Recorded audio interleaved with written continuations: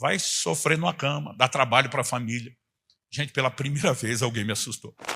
E aí, cristão que assiste meu canal, que a graça e a paz do Senhor esteja com você.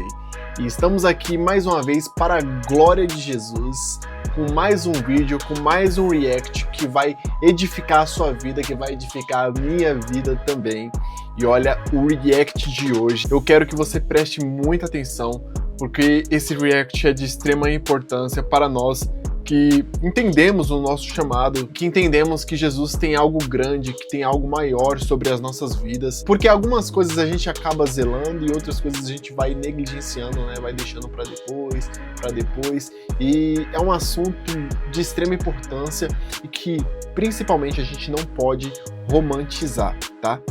E eu gostaria muito que, antes de começar aqui o nosso conteúdo, que você deixasse aqui a sua curtida, se inscrevesse no canal, não esquecendo de ativar o sininho para toda vez que a gente publicar vídeo aqui, você não perca nenhum, né?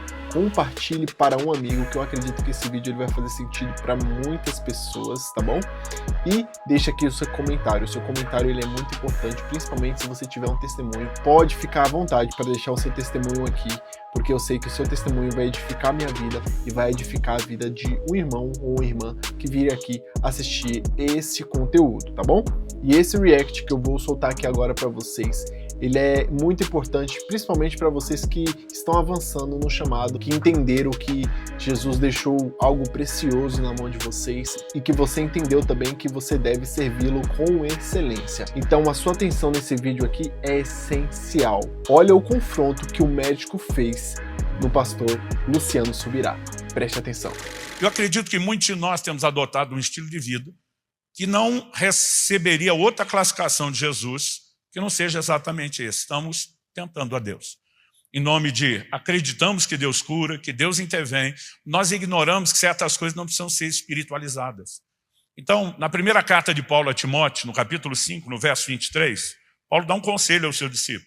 Não beba somente água, tome também um pouco de vinho, por causa das tuas frequentes enfermidades no estômago. Não era apenas algo momentâneo, né? O apóstolo Paulo está dizendo e Paulo tinha um ministério de curas e milagres como pouco. Ensinava sobre fé e oração como poucos. Ele não está dizendo, Timóteo, vou botar a mão na sua cabeça e vou resolver isso. Ou você vai só orar a respeito. Ele dá orientações práticas. Se você fizer ajustes na sua alimentação, introduzir alguns alimentos que têm certos elementos terapêuticos que o próprio Criador fez, problema resolvido, você volta a ter saúde, né? Então, outro dia eu estava citando esse texto, até porque Romanos 15,4 diz tudo quanto foi escrito para nosso ensino foi escrito, até esse conselho. Aí uma pessoa me questionou, você não crê que Deus cura? Eu falei, eu creio que Deus cura. E acho que só espiritualiza quem crê, porque quem não crê vai se garantir no natural. Então, o nosso erro é justamente não apenas porque cremos, mas porque temos visto Deus agir. Mas nós não podemos jogar tudo para Ele. Eu cheguei, né, no ano de 2008, bater o peso de 153 quilos. E o que tinha de amigo tentando me alertar, toma cuidado. Mas eu estava naquela fase, né, que os médicos eles chamam assim daquele intervalo de saúde, o health span. Né? Eu costumo dizer que de perto dos 20 até perto dos 40, normalmente você faz o que quer e a conta ainda não chegou. E um dia eu recebi a visita de uma pastora amiga nossa lá da Itália, que veio acompanhada de uma discípula, uma amiga dela da igreja, que era médica. Quando ela entrou e me viu, eu estava no auge do sobrepeso, dos 153 quilos. Ela regalou os olhos e disse, pastor do céu, cada vez que eu lhe encontro, o senhor está maior do que a última vez. Ela falava bem o português, né? E ela falou, desculpa, eu sou médica, eu não consigo não tocar no assunto. Ela falou, já começamos, vamos até o fim. O senhor tem feito check-up? Para surpresa dela, esperava ou não, eu falei, sim. Ela, quando foi o último? Ela imaginou, alguns anos. Eu falei, faz 2 meses. Ela falou, e aí? Eu falei, e aí que está tudo bem. Ela fez cara que não acreditava. Eu falei para minha esposa, pega os exames. Tipo, vamos esfregar na cara dela. Quando o que ela levantou buscar, não precisa pegar. Eu falei, só está fazendo cara que não está acreditando. Ela falou, desculpa, pastor, difícil acreditar que o senhor esteja bem, mas sua palavra vale mais que o exame. Não vou olhar o exame. Eu me senti assim, digno de confiança. Ela começou a fazer as perguntas. Ela só não olhou, ela quis saber da minha boca. Né? Como é que está a questão do colesterol, triglicerídeos, pressão, diabetes? E, naquele momento, surpreendentemente, estava tudo bem. Porque eu ainda estava no tal do health span. À medida que eu fui dando os resultados, ela falou, certeza que foi um cardiologista que fez esse check-up? Eu falei, sim. Ela falou, estou curioso para saber o que ele falou no final. Eu falei, olha, ele estava com a cara que nem a da senhora, assim, de que não está gostando. Mas eu lembro que ele jogou o envelope na mesa com o resultado dos meus exames, jogou como fosse, eu lembro do envelope rodando e batendo no meu peito. E ele falou assim, digamos que o senhor tem mais sorte do que juízo. Não era para com peso desse estar com resultados tão bons. E dentro de mim eu estou sorrindo, pensando, some de Deus. Que é aquela espiritualização que muitos de nós temos feito. No momento que eu falei isso, ela me interrompeu e falou, desculpa, eu vou discordar do seu médico. Ela falou, pastor, o senhor não está tendo sorte. O senhor só está ganhando tempo. E ela falou uma frase que seria o início do processo. Ela diz, pastor, lembre de uma coisa, o corpo é que nem cartão de crédito. Primeiro o senhor gasta, depois chega a fatura. Ela falou, e o senhor está gastando pra caramba, está arrebentando tudo quanto é limite. Essa conta vai chegar e vai chegar alto. E na hora, assim, eu tento lidar com aquilo, resistir na minha mente, mas eu nunca mais consegui esquecer essa frase. Ela ficou martelando na minha cabeça. Não produziu resultado imediato. Um ano depois, a pressão disparou. Tive que começar a controlar com remédio. Um ano depois da pressão, já 2 depois da conversa, foi a vez da diabetes. Chegou com força. Quando eu vi a combinação dos dois, apavorado, comecei a perder peso. Perdi num ano, dentro de um período de um ano, até menos do que um ano, 27 quilos. Quando eu bati 126 quilos, sumiu a diabetes, resolveu a pressão e eu malandramente parei de emagrecer. Ainda ficaria uns 3 anos e meio, mais ou menos, com esse sobrepeso, mas naquela fase que eu já estava dizendo assim, estou administrando, porque eu vi que a conta tinha chegado. Mas, depois de uns 3 anos e pouco, Deus começou a mandar um exército de gente para me confrontar, me cobrar, me corrigir, e aquilo foi se tornando progressivo. Eu brinco que 2013 foi o ano da conspiração divina, eu apanhava de todo lado. E valia tudo, dedo no olho, mordida, cotovelada, né? Mas teve 3 conversas que realmente foram parte assim da fase final de entender e começar a mudar o processo. Um deles foi um amigo que me abordou. E quando eu falo amigo, é daqueles que têm coragem de botar o dedo na sua cara, te corrigir. E ele um dia me aborda e fala assim, Subirá, pelo amor de Deus, você tem que se cuidar. Você recebeu de Deus um dom especial, nós não podemos te perder cedo. Quando ele falou isso, eu já reagi. Porque essa tentativa de me assustar com a morte, muita gente já tinha tentado, ninguém nunca conseguiu. Um médico uma vez falou isso para mim, né? Ele simplesmente olhou, quando eu estava no auge sobrepeso, falou, você conhece alguém que tem o seu peso e pelo menos 70 anos? Eu pensei, falei, não estou lembrando de ninguém. Ele falou, pensa bem, não precisa ser amigo próximo. Eu pensei, esgotei todos os níveis de relacionamento, mesmo que superficiais. Falei, doutor, não lembro de ninguém. Ele falou, não lembra porque não tem. Eu falei, emagrece até os 70? Ele falou, não, morre antes. Mas ninguém nunca me assustou com essa ideia, porque eu dizia para as pessoas, o crente não morre, é promovido e transferido, né? Sai daqui da filial, vai para a matriz, vai trabalhar mais perto do chefe. E eu simplesmente conversava isso. Então, quando esse amigo meu começou, eu já acionei o modo faca tramontina, corte rápido. Não podemos te perder, eu olhei para ele e falei, para mim o morrer é lucro. Citando Filipenses 1. E disparei outra frase de Paulo, partir estar com Cristo é incomparavelmente melhor. Porque eu pensei, vou matar essa conversa no início, antes de começar. O que eu não esperava era o faca tramontina, o corte rápido que veio do outro lado. Ele olha para mim e fala assim, e se você der a sorte de morrer? Falei, como é que é? Foi meu amigo, vai estudar estatística. Você acha que gente que não se cuida com você morre na primeira? A maioria não dá essa sorte, não. Você está imaginando o quê? Que uma hora vai desligar o disjuntor, né? A cabeça cai, o espírito parte para estar com Jesus num processo rápido, indolor. Ele falou, a maioria não tem essa sorte. Vai sofrer numa cama, dá trabalho para a família. Gente, pela primeira vez alguém me assustou. Porque eu pensei o seguinte, eu falei, uma coisa é você deixar o melhor dessa vida para ter algo ainda melhor, que é estar com Cristo. Mas tem um limbo aqui no meio, que não é nem uma coisa nem outra. Mas ele mal esperou processar o susto e mandou a segunda frase. Ele falou assim, além de que de uma covardia sem tamanho sua declaração. Ainda me remedou. Partir estar com Cristo, incomparavelmente melhor. Ele falou assim, melhor para quem? Só para você, seu egoísta. E Kelly, sua esposa, que vai ficar. E seus filhos, que você ainda não terminou de criar. E o plano e o propósito que Deus te confiou. E ele falou literalmente assim, então que se lasque o resto, porque para você é melhor. Falou, se isso não é encarnação da covardia e do egoísmo, me diga o que é. E eu emudeci. Eu nunca tinha pensado pelo outro lado. E quando achei que já tinha apanhado o suficiente, ele mandou a terceira. Ele falou, e para um ensinador de Bíblia como você, parece que você não entendeu, foi nada de Filipenses 1. Eu não sei o que me ofendeu mais, Odilon. Ele me chamar de covarde ou dizer que eu não tinha entendido Filipenses. Eu abri Filipenses 1 na hora, e eu quero que você abra comigo, para provar que ele estava errado. Só quando abri, eu mesmo vi que eu estava errado. Até aquele momento, eu nunca tinha enxergado ou entendido Filipenses 1. Eu quero que você leia comigo do verso 20. Se for possível, vou pedir ao pessoal que projete isso. Paulo diz assim, minha ardente expectativa e esperança é que em nada serei envergonhado, mas que com toda ousadia, como sempre, também agora, Cristo será engrandecido no meu corpo. Você pode repetir isso comigo? Diga, Cristo será engrandecido no meu corpo. Agora é o que ele diz, quer pela vida, quer pela morte. A maneira como vivemos deve engrandecer a Cristo. A maneira como vamos morrer também deveria engrandecer a Cristo.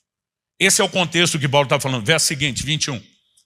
Porque para mim o viver é Cristo e o morrer é lucro. Eu nem lembrava da parte o viver é Cristo. Eu só ia para o morrer é lucro.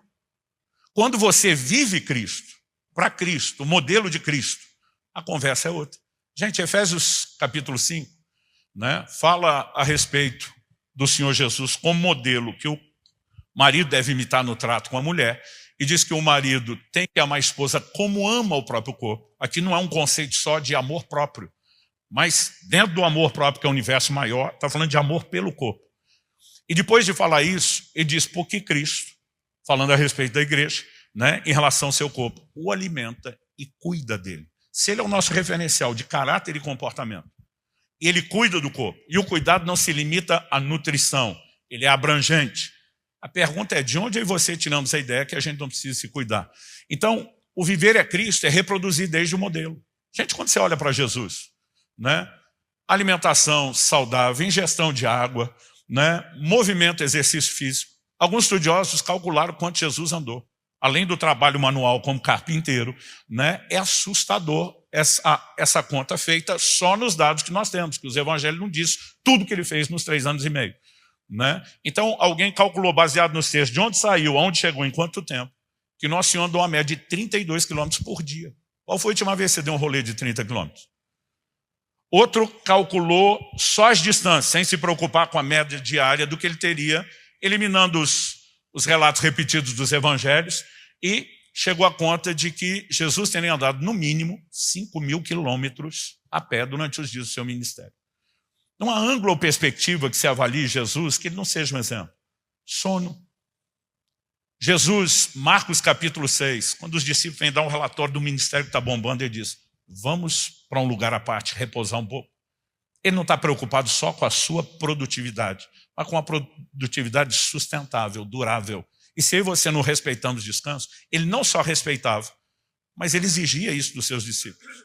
Né? E, para concluir a lista, eu posso te garantir que Jesus era magro. Mas magro assim, ó, estilo meu dedo minguinho, no nível profissional, não amador, que alguns aqui são. Eu nem amador sou. Como nós fazemos essa conta? A Bíblia diz que Jesus teve fome ao final de 40 dias de jejum. Eu já fiz 10 desses jejuns 40 dias, eu nunca tive fome. Porque aqui tem reserva, meu amigo. Aquela fome é a fome literal, quando as reservas de gordura que estão sustentando você durante o jejum terminam. Menor índice de gordura corporal que eu terminei um jejum até hoje foi 8,5%. Dava para encarar mais dias. Para Jesus ter tido fome, ele tinha que ter um baixo índice de gordura corporal, ou seja, não há área que a gente possa falar hoje de cuidar do corpo, da saúde, que Jesus não seja modelo. E quando Paulo diz o viver é Cristo, nós precisamos focar. É não apenas para ele, mas reproduzir quem ele é. Aí sim, o morrer é lucro, não apenas pelo que vem depois, mas por termos cumprido aquilo que se espera de nós. Verso 22. Entretanto, se eu continuar vivendo, mesmo que o morrer seja lucro, poderei ainda fazer algum trabalho frutífero. Assim não sei o que devo escolher. Agora Paulo está dizendo, bateu uma dúvida sobre a escolha. 23. Estou cercado pelos dois lados, outra tradução diz dividido, tendo o desejo de partir e estar com Cristo, o que é incomparavelmente melhor. Ninguém vai negar que o céu é maravilhoso. Mas olha o que ele diz no 24. Mas, por causa de vocês, é mais necessário que eu continue a viver. Paulo está dizendo, se eu partir para estar com Cristo, é incomparavelmente melhor. Melhor para quem? Só para mim. Mas se eu não for egoísta e, além de mim, pensar em vocês, é melhor que eu fique, para ter mais fruto do meu trabalho. Ainda existem coisas que precisam ser feitas. Eu posso ser útil na vida de vocês. Então, levando isso em conta, e aqui que eu quero usar a frase do tema, o céu pode esperar. Nenhum de nós vai negar que o céu é extraordinário. Mas você tem literalmente todo o tempo do mundo para desfrutar. Vai estar lá a eternidade toda te esperando. Não há razão alguma para que eu e você apressemos a nossa partida às custas de comprometer o plano e o propósito de Deus. Verso 25, ele encerra dizendo, convencido disso, estou certo de que ficarei, permanecerei com todos vocês, para que progridam e tenham alegria na fé. Observe que partir mais cedo ou ficar mais tempo, Paulo diz, minha escolha. Ele não joga isso como fosse uma decisão arbitrária ou unilateral de Deus. Há muitos motivos pelos quais alguém pode interromper isso. Você tem desde alguém que decide tirar a própria vida, como gente que não ousaria fazer isso, mas como Elias diz, tira o Senhor, eu não. E há muita gente desistindo, por inúmeros motivos. Quando você olha para Elias, é evidente que ele tem um burnout. Sem contar a batalha espiritual que está, um estresse absurdo no nível emocional e físico. E alguns de nós não estamos carregando a estrutura necessária, olhando as 3 áreas de espírito, alma e corpo, para suportarmos a batalha na qual nós estamos envolvidos. E nós precisamos repensar a maneira como estamos lidando com o corpo. Glória a Deus, que vídeo, meus irmãos. Devemos dar atenção à nossa saúde, meus irmãos, porque através da minha e da sua vida, Deus vai usar como um instrumento para alcançar outras pessoas. E nós devemos ter uma boa casa de habitação para o Espírito Santo. Eu não estou falando só estrutural, né? Eu estou falando em um contexto geral, tanto espiritual quanto, né, estrutural. Muitas pessoas acabam esquecendo de ter equilíbrio. O que é ter equilíbrio? Você praticar um bom exercício físico, você dar atenção na sua alimentação e dar atenção no seu sono. Esse é o pilar. Esses são os 3 pilares para você ter uma vida saudável, para você ter um corpo que vai glorificar a Deus, né? Uma casa de habitação. Nós devemos dar o melhor para Deus. E Jesus, ele está anunciando o seu evangelho para o mundo através da minha vida, através da sua vida. Não que ele precise de nós para que o seu evangelho seja pregado, mas ele quer o nosso sim. Ele quer o nosso eis-me aqui, Senhor. Use-me para o que o Senhor me criou, fazendo com que nós possamos entender o chamado por completo, não por metade, mas por completo. E cuidar do nosso corpo, cuidar da nossa saúde, cuidar da nossa vida, faz parte desse chamado. A palavra vai nos dizer que todas as coisas cooperam para o bem daqueles que amam a Deus, daqueles que são chamados, segundo o teu propósito. Mas nós não devemos tentar o Senhor nosso Deus. Jesus, ele foi tentado no deserto por Satanás.